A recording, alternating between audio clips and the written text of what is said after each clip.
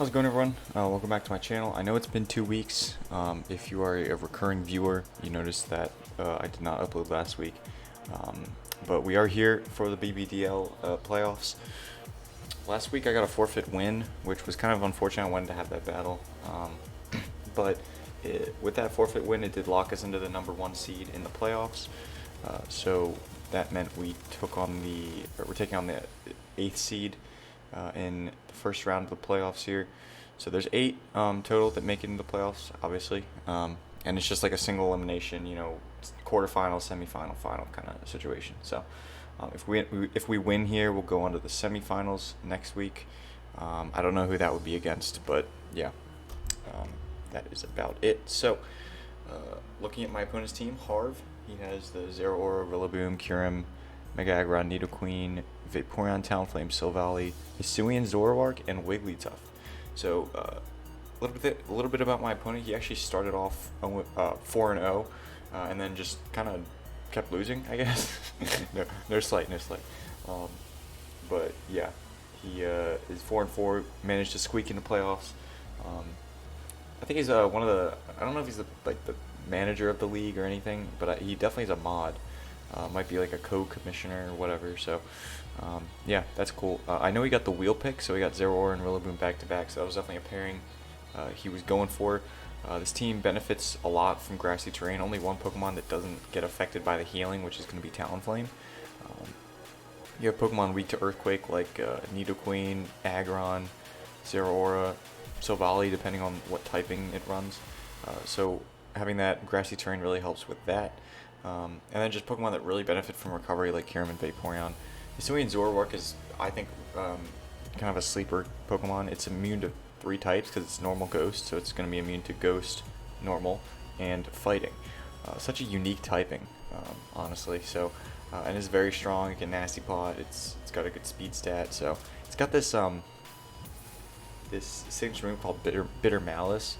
I don't really know what it does. I just know it's like really weak. It's like 30 base power or something. So that's a Pokemon that might make an appearance. I also think relative to how likely Wigglytuff is okay, how do I want to word this?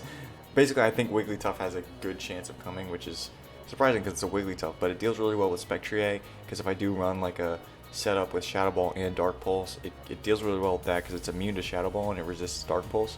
It's also pretty good against Greninja because, as you can see, I'm not running Gunk Shot. It can actually Flamethrower the Kartana if it predicts that switch in. And yeah, spoiler, I don't have a Steel type stab move on my Kartana, so I wouldn't be able to OHKO it anyway, probably. And yeah, I just think it does decently well against my team. I think relative to most matchups, Wigglytuff has a better matchup than most, which is why I think it's still it's still unlikely to come, but I think if there was a matchup it would come to, it would be this one. So anyway, enough of that spiel. Let's get into my team. I have the Greninja with the Wise Glasses, outspeeding the Hisuian Zoroark at 110. So we can outspeed that. Can we actually go 251? We can't. Okay, that makes sense. Lawrence here. I don't know. I just wanted just a strong pivot kind of Pokemon. I was thinking some kind of wacky set, maybe like a is it Rindo Berry for super effective grass type moves, but I just figured, look, we're just gonna try to do damage with this thing. I really need it to be here for the Talonflame. It's also nice for Nidoqueen. It can hit Aggron really hard. It can kind of deal with Vaporeon in certain scenarios. So yeah, it outspeeds Zoroark, so it's good offensively. Generally, it just kind of gets beat by his top 3 Pokemon there, Zero Aura, Rillaboom, and Kyurem, because Kyurem can freeze dry. And it can also roost against me. It can probably beat me one-on-one, but that's why I have the U-turn there. Hopefully getting momentum with that. And yeah, like I said, I really needed something for the Talonflame, and I was kind of scared about the Zoroark too. So this kind of deals pretty well with those Pokemon. It also provides priority with Water Shuriken. Next up is Kartana, my Chople Berry Kartana. I have the kind of setup set with Swords Dance, Leaf Blade, Psycho Cut, and Sacred Sword. I'm trying to boost my speed with you know, hopefully I go for Swords Dance, and even though I have the boost, that doesn't count when it goes for Beast Boost. In fact, I gotta change this before I forget. 19 will allow me to, what will it? It'll allow me to see that I have 348 here and 347, which means I'll get the speed boost. So, yeah, if you're not accustomed to the set, that's basically the idea, is that you'll get a kill. You'll go for Swords Dance on a force switch out, maybe you'll get a kill, and then you'll get a speed boost and try to sweep, I guess. So yeah.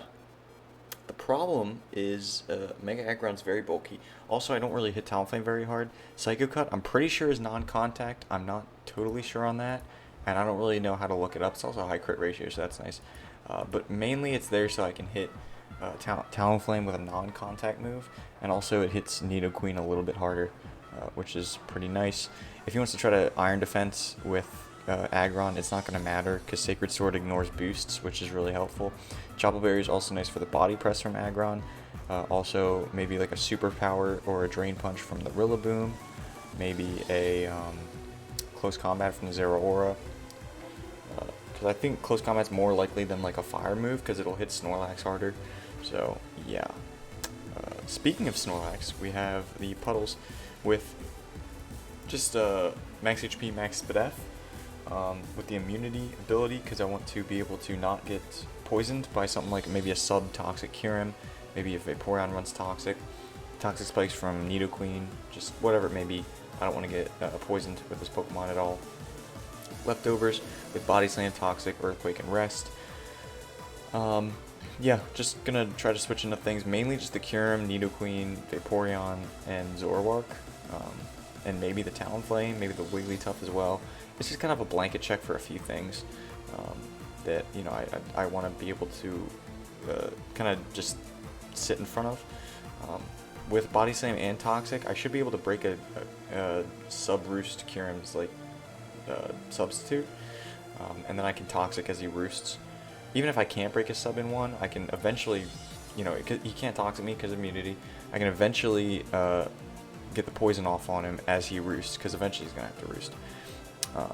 And yeah, so that kind of mitigates that set if he wants to bring that, and obviously deals really well with Hisuian Zoroark.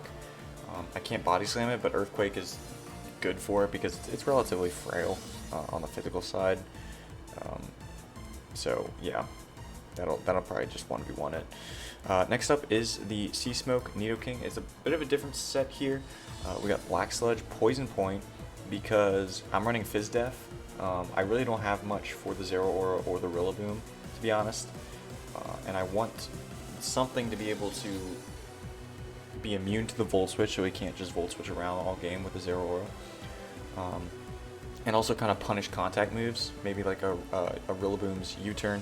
But I also kind of wanted the Black Sludge as well with the recovery, so I decided to just go Poison Point and make this a physical attacker, which is nice because well, this will basically give me a 30% chance to poison a Pokemon that makes a contact move on me, which is really helpful for things like I said, just the Rillaboom or the Zeraora, maybe even the Talonflame if it's U-turning around. That could be powerful. And then, you know, just Stealth Rock, Earthquake, Poison Jab, Toxic. I was thinking Toxic Spikes, but if the Nidoqueen comes, it's kind of null and void. And yeah, I just figured I'd also rather have the Toxic so I can badly poison things. So if I get like one layer of Toxic Spikes off, and the Vaporeon comes in, I can't, like, unless it has Heal Bell, I can't re-Toxic it to where it's badly poisoned. It's only going to take 12% each turn, rather than it building up, which is kind of the point of poisoning a bulky Pokemon like Vaporeon. So that's that. Earthquake plus Poison Jab is really good for his team, I think. Hits Zeraora, Rillaboom, Aggron, Nidoqueen, Wigglytuff, maybe Silvally, depending on the type. So yeah, that is the Sea Smoke. I figured it's my best answer for his Rillaboom and Zeraora. Next up we have Uxie with a Colbur Berry, Mystical Power, Stored Power, Power Up Punch, and Rest. Now this is the set I wanted to try out last week, but obviously with the forfeit win we didn't get to. So I'm just going with a max HP, max special attack, modest. I initially had a Fizz Def with Calm Mind, but I switched it out just because I wanted to try this. Basically, if you don't know Mystical Power, in this gen. I don't know if it's changed in Gen 9, which, by the way, I hope you guys are having a blast with Gen 9 competitive stuff. And if you're playing the games, I got Pokemon Violet. I'm 2 gyms in, which is pretty cool. And but yeah, off topic. So yeah, in this league, this mystical power thing, all the moves are based on Pokemon Legends Arceus. So I'm kind of still stuck in Gen 8 with this league. I'm trying to get out of Gen 8. I'm ready for Gen 9 for sure, but it actually kind of helps in this case.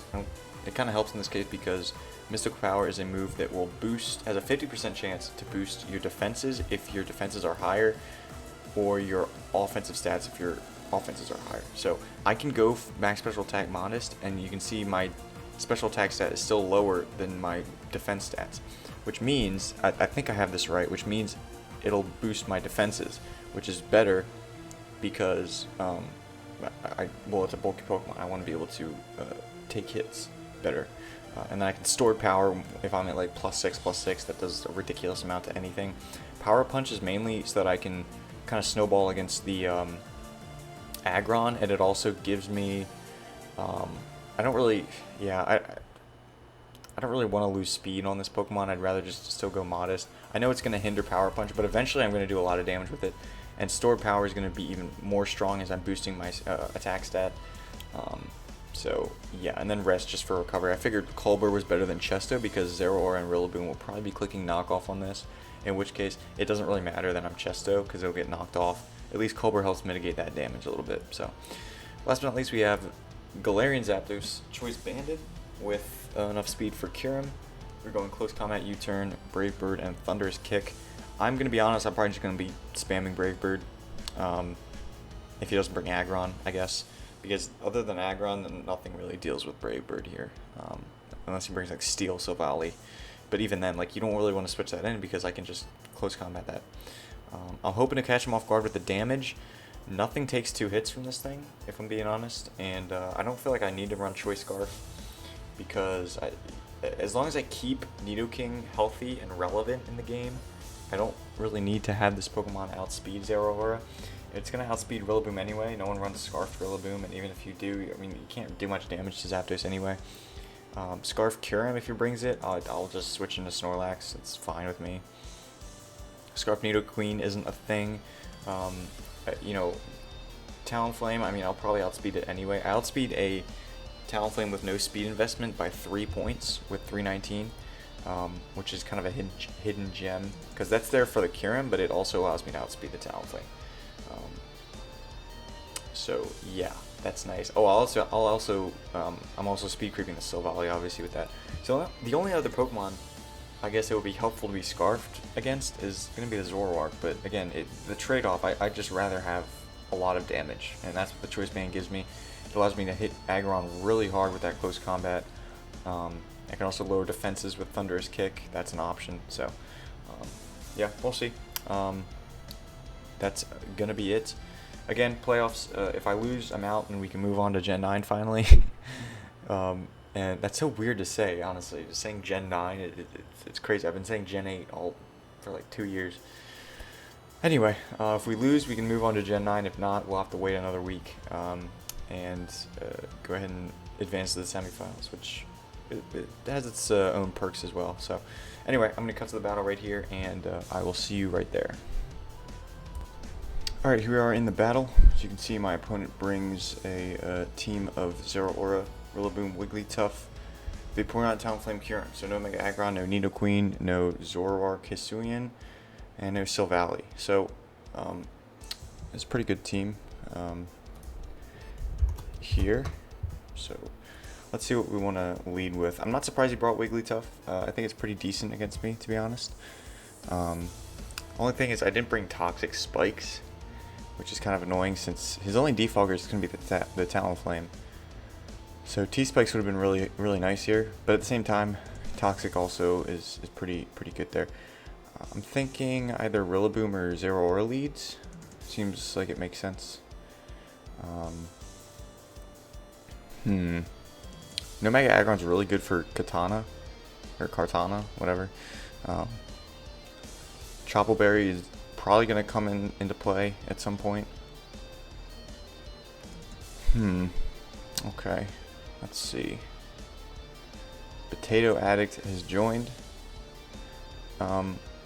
Yeah, we're going to lead Sea Smoke.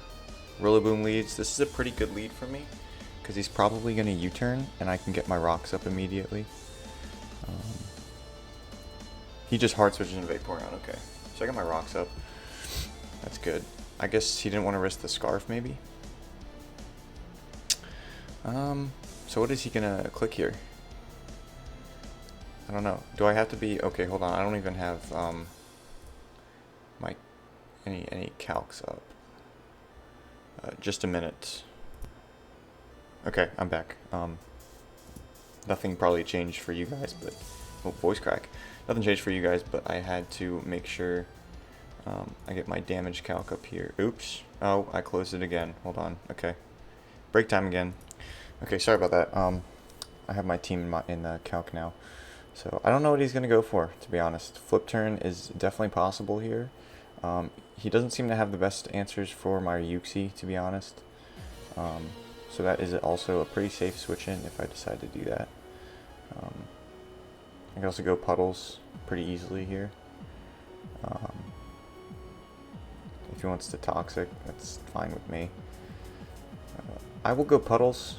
I do have a rest if he decides to Scald. Okay, so he's going to do 13 with that. I'm going to get basically up to full, which is good. He can probably see I'm not Fizz Def with that damage.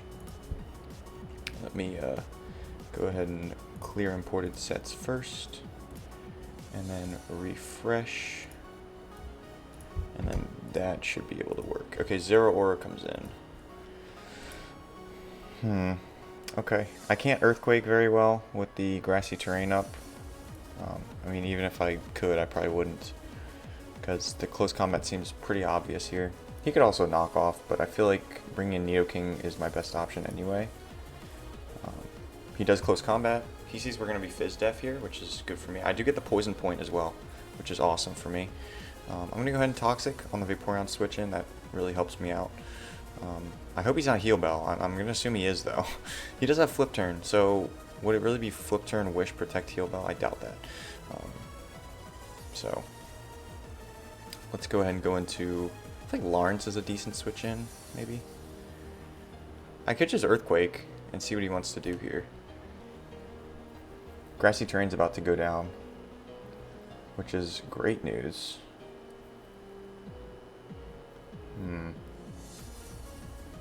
Now, I'll go into Lawrence here. He does Flip Turn. Okay, so that's pretty good. He would have Heal Bell there if he had it, I think. And so I just didn't want to be predictable with the Snorlax. That would allow Zero Aura in. He could also go into Zero Aura anyway there.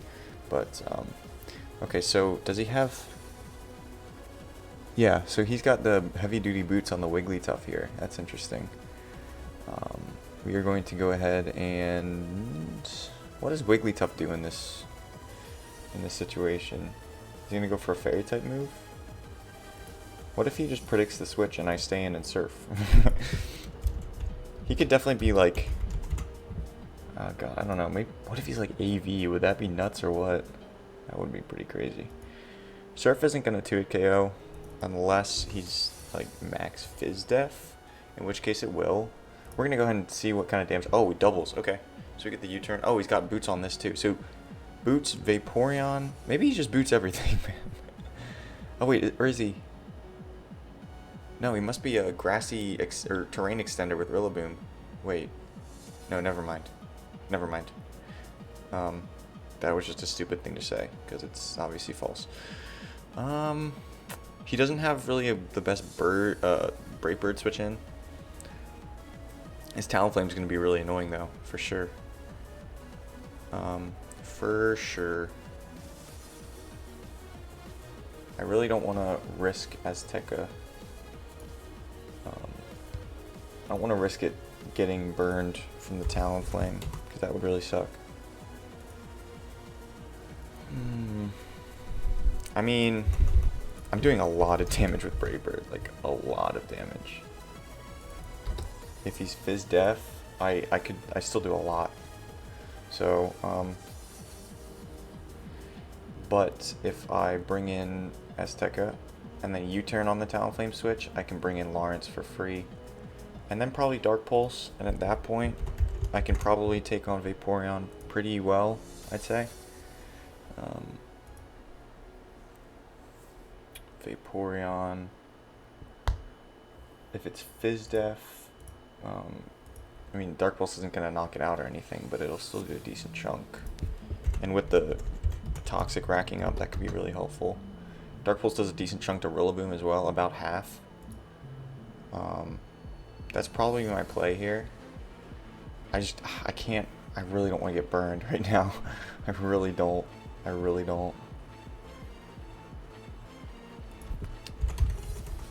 I mean, getting rid of Talonflame at the same time would kind of be worth it, though, wouldn't it? Can Vaporeon even take a hit here? It'll take a hit if it's full Fizz Def, which in it of itself makes me not want to Brave Bird. It'll die to Toxic though. No, I'll Brave Bird. I'll do it. Because getting rid of Vaporeon is really nice for Greninja. I don't know. The main thing is I don't want to U-turn as he brings in Talonflame and get burned. Then I get like no payoff from bringing in Zapdos here. Like I basically get a kill here. I don't think he switches in Zero Aura very easily here. So we will see. Is that also Boots? I didn't even check. No, it's not Boots Zero Aura. But it's Boots on at least 3 Pokemon. Maybe even 4 with the Kyurem. So we'll see what he wants to do here. I imagine the Talonflame is Fizz Def. If it is, it definitely takes this hit. But if it is full Fizz Def, it won't outspeed me. I outspeed it by 3 points, and then I can click it again. And even if I get burned, I'll be able to 2KO it. So that is the biggest thing we have to watch out for. I don't think, is Psycho Cut a contact move? I'm looking that up. Oh god, my keyboard's going crazy. Apologies for the keyboard. It's a physical Psychic type move. I don't know if it's contact though. I really don't. He clicks Protect. Okay, well that's fine. Now he knows I'm clicking Brave Bird, and now he dies to this. So it's completely fine with me. He does bring in Talonflame. And that's an Oko. Wow. And no Flame Body. I take a shit ton from Recoil. So that must not have been Fizz Def. Yeah. So that's fine. Talonflame down. What does he bring in now? Probably the Zero Aura, because he'll know I'm banded with that damage. He'll know I had to be banded. Okay. This Pokemon's still pretty useful. I can deal with Rillaboom with it still. I don't think a banded Grassy Glide takes me out from here, does it? Yeah, it doesn't. No way. It does like 39 to 46%, so I'll be okay with that. I can't imagine he brings anything else in but the Zero Aura. If Kyurem comes in and doesn't take rocks, I mean, we know it won't outspeed us. And well, we'll switch anyway because I don't Oko it, but I certainly do a lot of damage to it. Okay, yeah, this Pokemon comes in. Now, what does he click here? Does he risk? Like, obviously the Nidoking switching is obvious. Well, it's obviously obvious. But if he clicks Knockoff here and I stay in, I still don't do that much probably. Still don't do that much probably. Let's see. Nidoking's really, yeah. Well, we'll bring it in because this is the Pokemon it's mainly here for. He does click Knockoff, so good play for him. I'm gonna go ahead and Poison Jab, expecting maybe the Rillaboom coming in on the potential Ground type move. I don't think he'd stay in. There's really no reason to stay in my opinion. I don't know if, well, hold on. Do I just Earthquake? Because does Vaporeon take 2 Earthquakes here? Because he brings in Rillaboom. I mean, I'm tempted to just stay in because of the grassy terrain and all of that. And I can just Poison Jab that next turn. Is there a reason? So Earthquake will do about 25. It's not going to be enough to 2 a KO though. Well, hold on. It might actually. But I'm not gonna want to stay in because then he can do a lot of damage to me. Now we'll click Earthquake anyway, just to try to damage the Vaporeon. I don't know if he really brings in Rillaboom on this. I don't see how that would help him, but Kartana's looking pretty good. I wish I didn't bring Psycho Cut. I wish I just brought Smart Strike. In fact, Smart Strike in front of either Sacred Sword or Psycho Cut would have been better here. But he does bring in Vaporeon. Oh, I do 30. Okay, so he's not even Fizz Def. Okay. So I'm pretty sure now we can just Poison Jab. Of course, this is revealing my whole set, but it is what it is. I didn't want to risk him doubling for whatever reason. Kyurem comes in. He does have the boots. Now, this is the Pokemon that Puddles is pretty much here for, I believe. So that's nice. We also have Golden Raven that can Mystical Power. Whew, okay. He will probably try to click a substitute here. Can Snorlax even break a sub with Body Slam? I mean, I'm assuming if it's max HP, I still can. Oh, yeah, I should be able to, as long as it's not any Fizz Def investment.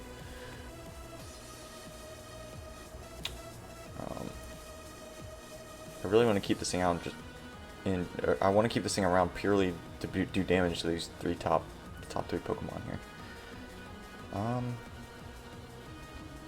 Yeah, I'll go into Puddles because I can break a sub, but as he roosts, I can also Toxic him.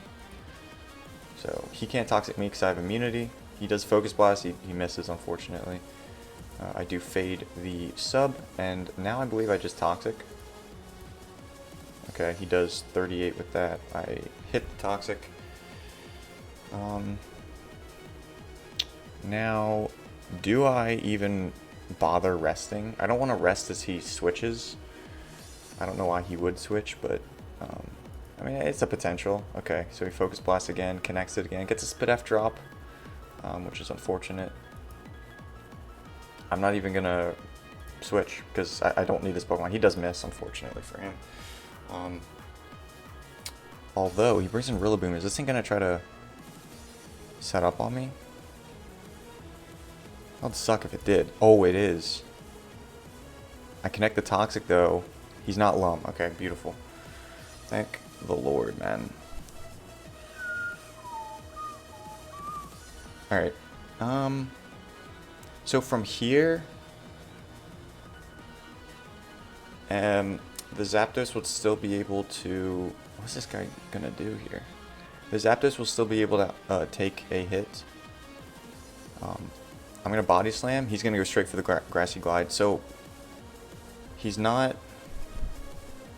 Okay, so let's see. He's not Life Orb or anything. Zapdos should still be able to take a hit, because I was counting Band. And I know I outspeed this. So if he's not Choice Banded, if he's Adamant +1, I mean, I'm assuming, yeah, Grassy Glide still doesn't knock me out. So I can just bring this in. I kind of don't want to U-turn, because then I kind of lose something else. And I don't really need this Pokemon at this point, I think.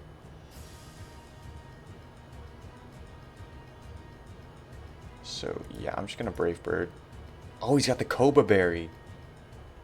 Damn. With the so he didn't even start with an item. Okay. 12. Okay, Water Shuriken should definitely knock this out, right? Tell me Water Shuriken knocks this out. Yeah. I mean, there's no way. I'll calc the Brave Bird just to see. He had the Koba with the Acrobatics. Really, really cool set there. I like that. I like that. Koba Berry, Brave Bird. It still does 60. So he's like He's got some HP, man. 50. So let's call it max HP. Does Greninja have a chance at not killing this? I mean, it does. It does have a chance. It's a very low chance.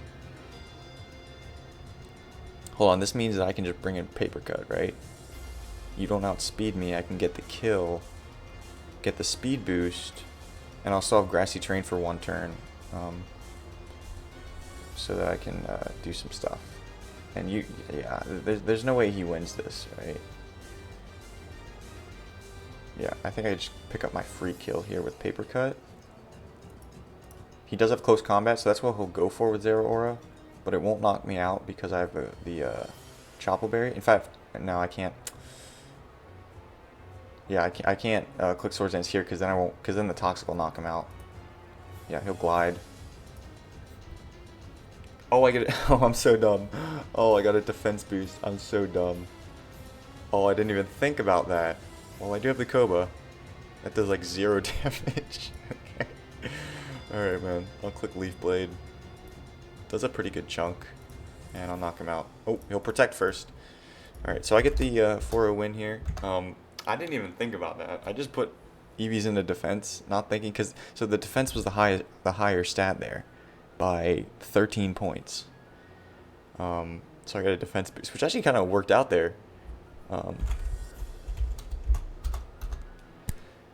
Actually kind of worked out because I took the hit from Zero Aura a little bit better. But yeah, that's gonna be it. We move on to semifinals. GG Harv. He started off, like I said, really strong, and then just kind of, I guess, went up against tough teams. And yeah, so that is that. Thank you guys for watching, and I will see you guys next week for the semifinal round.